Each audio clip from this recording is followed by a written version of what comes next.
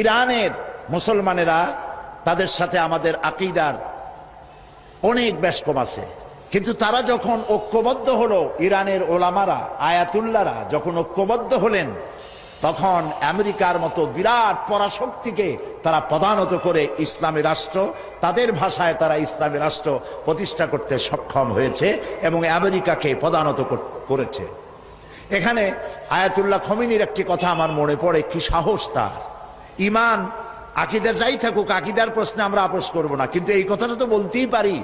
যখন আমেরিকা তাকে বলেছিল যে আমার দূতাবাস থেকে যে 56 জনকে গ্রেফতার করা হয়েছে আমেরিকান, এদেরকে ছেড়ে দাও, তা না হলে তোমার খাদ্য রসদ আমেরিকা থেকে যত সাহায্য যায় সব বন্ধ করে দেওয়া হবে। আয়াতুল্লাহ খমেনি জবাব দিয়েছিলেন আমেরিকান প্রেসিডেন্টকে, তুমি কারে খাবারের ভয় দেখাও?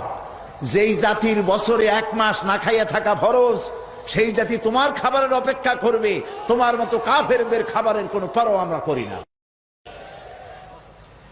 মুসলমানেরা যখন ঐক্যবদ্ধ হয়েছিলেন, আল্লাহ তাদেরকে বিজয় দান করেছিলেন। সেখানে ঐক্যবদ্ধ হওয়ার জন্য আসুন তাওহীদের উপর ঐক্যবদ্ধ হই, খাতমে নবুয়তের আকীদার উপর ঐক্যবদ্ধ হই, শিরক এবং বেদাতের বিরুদ্ধে কথা বলি, একই সুরে বলি, একসাথে বলি, জীবনকে বাজি রেখে বলি। আল্লাহ তাআলা এই তৌফিক আমাদেরকে দান করুন। হাদা মা ইনদি ওয়াল ইলমু ইনদাল্লাহ আলাইহি তাওয়াক্কালতু ইলাইহি উনীব। ওয়াসসালামু আলাইকুম ওয়া রাহমাতুল্লাহি তাআলা ওয়া বারাকাতুহু।